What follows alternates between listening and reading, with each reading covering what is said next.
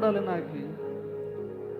నీవు మాట్లాడని రోజున నా కనులకు నిద్ర కరువాయ్యా.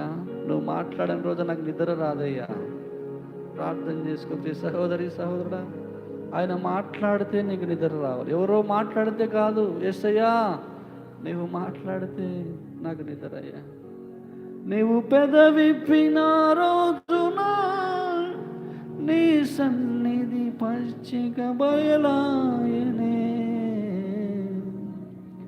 నీవు వరునిగా విచ్చేయు వేళ నా తలంపుల పంట పండెనే.